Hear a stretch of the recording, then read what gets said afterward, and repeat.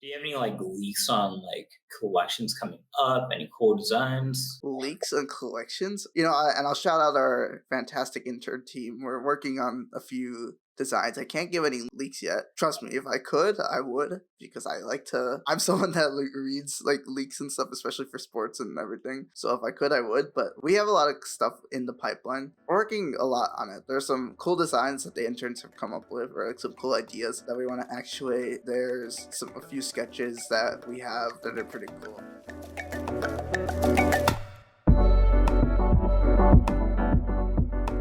Welcome to another episode of Young Entrepreneurs with the Green Roof team. Today we got one of our managers here and co-founder, Prem Rana. Prem, how are you doing today? Yo, I'm doing good. Tomorrow it's supposed to be a snowstorm, apparently. I was reading about that in the news. Yeah, no, go up with that. I'll take my 70 and sunny here. Yeah, it's crazy. I don't actually ever, because my office is in my parents' basement right now. Classic millennial stereotype, live in your parents' basement, But so as a result of that, I have some windows, but I don't actually know the weather. So I'll go to work and I'll come upstairs and I'll be like, oh, we're under a lot of snow, or oh, our front driveway is flooding. Very cool. If it rains a lot. So that's always a fun time. During the day, do you ever go up or just stay downstairs most No, of the time? I actually do go upstairs mainly for food, but also just so I can see sunlight sometimes. Because I don't get the sunlight. It's sporadic down here. It's not good sunlight, so I go upstairs sometimes just to see that. But got to do it more. Oh, just like the cavemen and early humans. Yeah, Going outside, hunting for food, gathering stuff. it's a classic. All right, cool. Well, today, for everyone out here listening, we're going to be talking about merchandising and this new branch of the Green Roof team. Prem, you want to introduce what we're going to be doing with merchandising and that end of the business? Yeah, sure. So as we've hopefully talked about, one of our goals as a company is to make money, as many other companies like to hopefully do. But our flagship product was this blade kit, and we're still working on that, and that is making some very good progress. But as this chief marketing officer, I think one of the untapped potentials that we haven't really touched on is sort of how we can expand the brand and how we can take advantage of that. Because that logo up there, it's my finger's terrible at putting, but that's a pretty cool logo. I think it's nice and clean, and there's a lot of opportunity to expand our brand and also create cool products around it that aren't necessarily related to the blade kit. So that's where the merchandising comes in, where we're going to try and create some cool merch and have cool designs that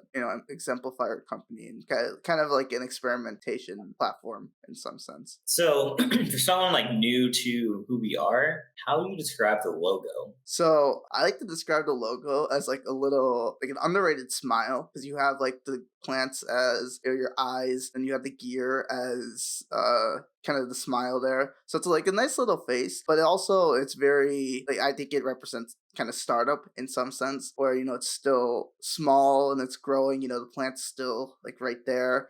And it's not fully grown. There's a lot of room to grow. When we were developing it, when we were talking about the logo, that's kind of one of the things that represented where we were and where we are. We're still have lots of room to grow. So that's kind of how I would describe the logo right now. Yeah, no, definitely I see it that way too. A little sapling plant in this tiny space, just growing and finding its way to get bigger and become an actual plant. Yeah, and especially also it's the dirt's kind of constrained by the gear in some sense, right? Which is, we've gone through a lot of adversity and we had a lot of constraints. We still have a lot of constraints, but we're able to grow. It's a good metaphor. Yeah, it's kind of like a bonsai tree, isn't it? You put in a small container and it'll only grow as big as a container is, but if you go slap and plant it outside, repot it, it's going to get even larger.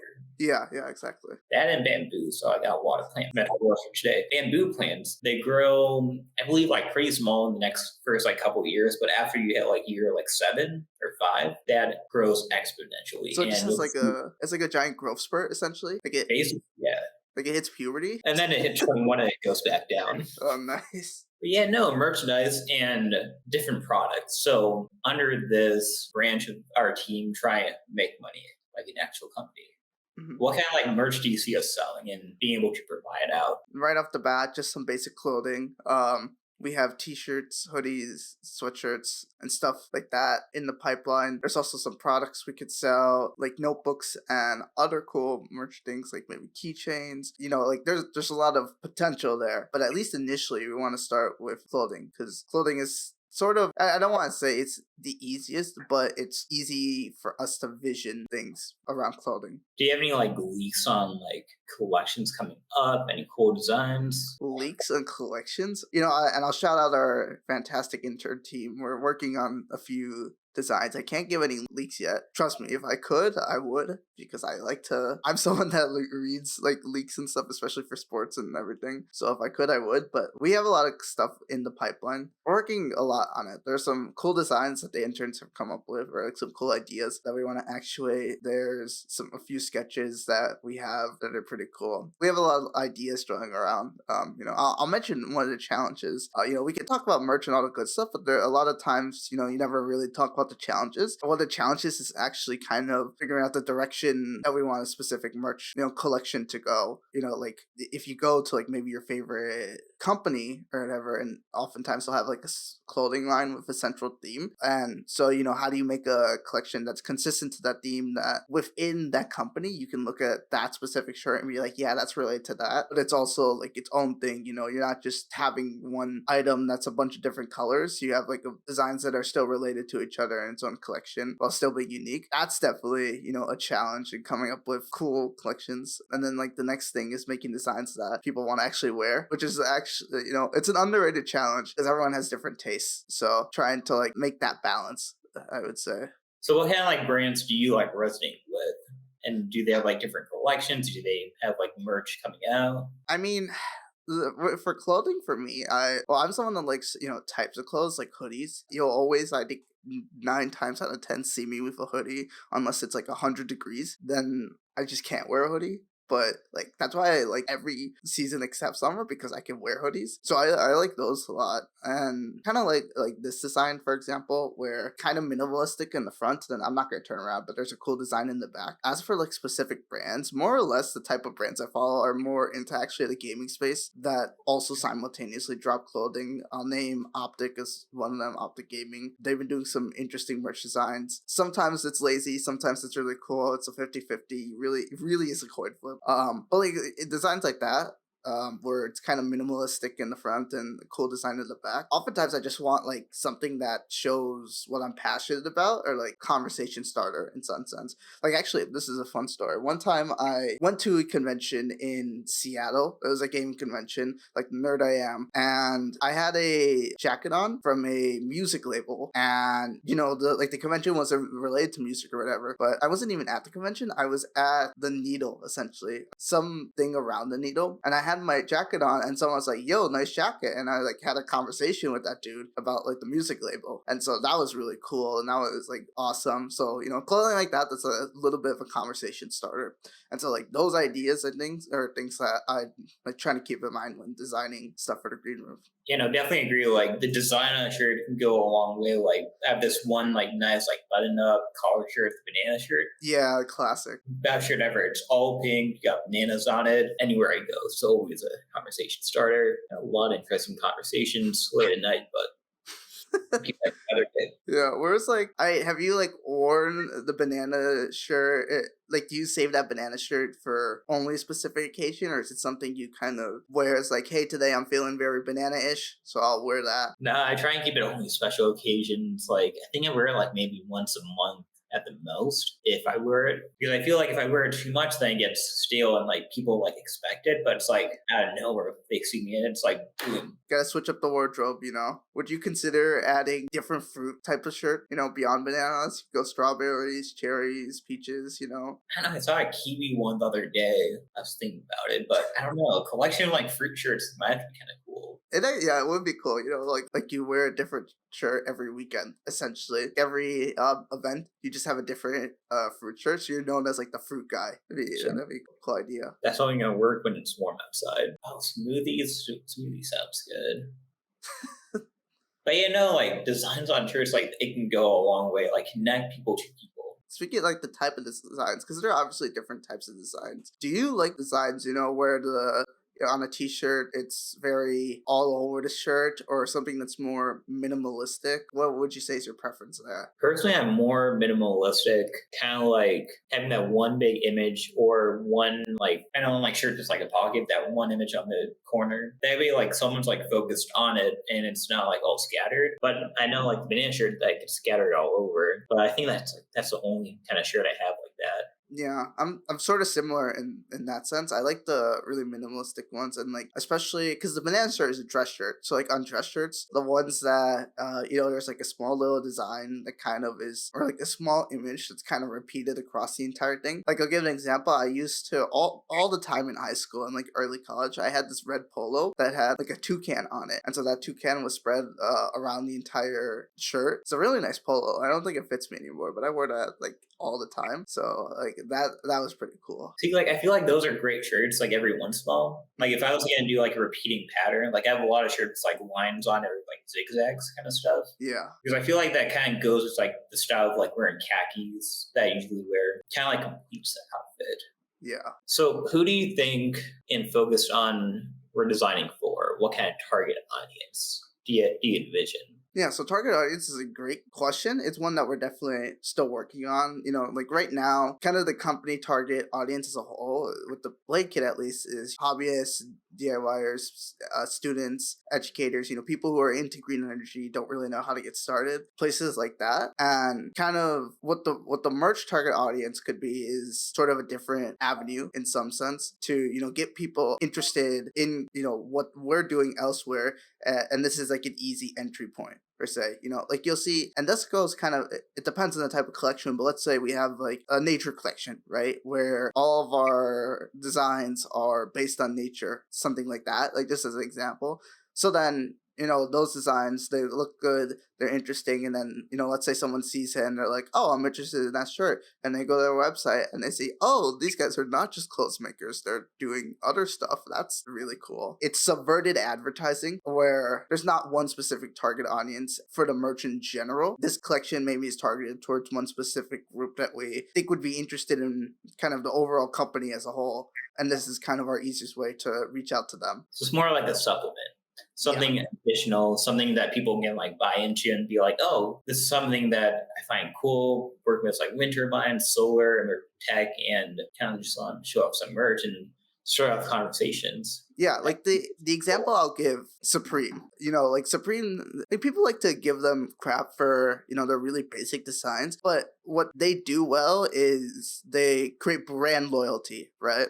And so, they started out with designs, whatever, but then you ended up getting, like, my friend owns this, a Supreme brick. It's just a brick with Supreme labeled on it. You have, like, Supreme purses and stuff. And, like, Supreme as itself is a, like, clothing company, but let's say Supreme decided, hey, we want to start, investing into educational kits for whatever reason, teaching about whatever. People would buy that because that there's brand loyalty there now, right? And Supreme has, done that. So what the merch allows us to do is sort of build that brand loyalty where you can, you like what the company is doing on this side. And so then you trust that, hey, maybe on this other thing that they're doing, they'll also be good.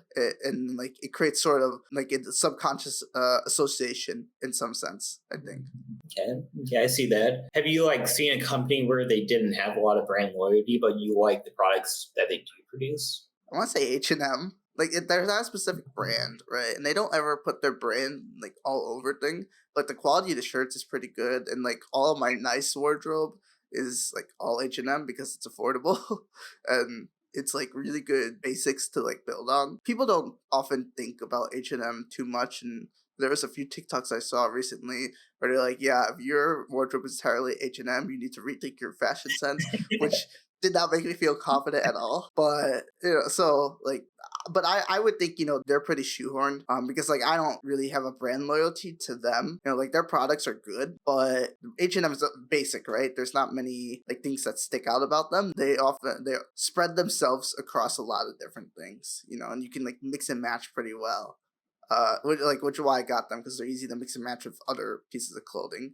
And they're just solid quality. But if H&M started going into rockets for whatever, I'd be like, the heck. And like in our case, like they're fully celebrated or they're fully directed towards clothing, and that's their main thing. Whereas us, we're fully not fully, but we're primarily in a educational company, right, and providing these educational kits, and the merch is sort of a secondary endeavor in some sense. Do you feel with any profits coming in, it would mainly go in like different merch and different products? Do you see like the money going anywhere else? I would see a lot of it going towards developing. Like, it depends on the situation. I would say most of it we reinvest back into merch or not.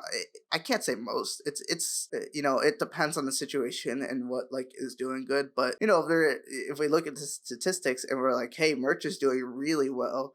Blade Kit isn't doing as good as we want, but we want our Blade Kit to be a big thing. I would say in that situation, we would take, like a 55% of the revenue towards reinvesting towards merch, especially since like a lot of merchandise is just the initial startup, like the costs is initial startup, setting up the platform, getting products on the store, and then the rest of that cost is often future costs that are a lot minimal because you're often just redesigning, and like most companies will use the same supplier for shirts and things, and they'll have their supply chain all set up good to go. Like cost would just go to expanding and then paying R&D for new designs and some such. So at least early stages, I would say with the merchandise, it could probably go back towards investing into merchandise. But like as we develop that and set that up, we like can fund that money towards other things where we need more resources. So kind of long-winded answer, but I can definitely see that money going elsewhere in the company, but primarily towards merchandise. Do you see the money potentially going outside to like donate to nonprofits, other organizations making impacts? Yeah, oh definitely. That's like one of the things we've kept in mind, like we're a sustainable company. Sustainable is, it's not just taking and keeping, it's giving back. In some sense, like it's a loop. That's sustainable is a constant loop. And that's all, that's why I didn't say it, because it's kind of just, we've always kept that in the back of our heads.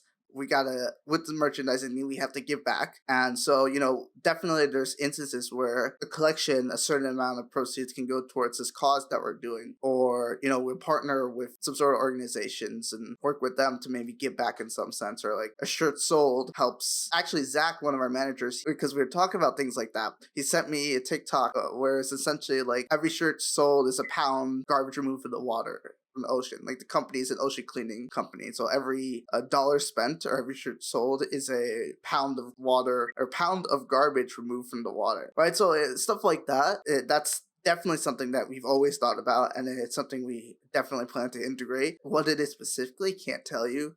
We have to figure that out, but there are a lot of discussions that we've had and we're going to continue to have around that, and it's really important that we make sure that we do that because our whole thing is sustainability. And so as a result of that, we have to give back and we want to give back. Couldn't agree more. Mochio helps an organization out there. I've seen ones of tackling and helping the Amazon rainforest all the way to the great coral reefs in Australia. Mm-hmm. A lot of great causes out there, and yeah, if we can give back a little, go a long way for someone else. Yeah, and like also giving back is kind of, I don't want to say free advertising, but it can be, like if you give back to the right communities and such, and they remember that.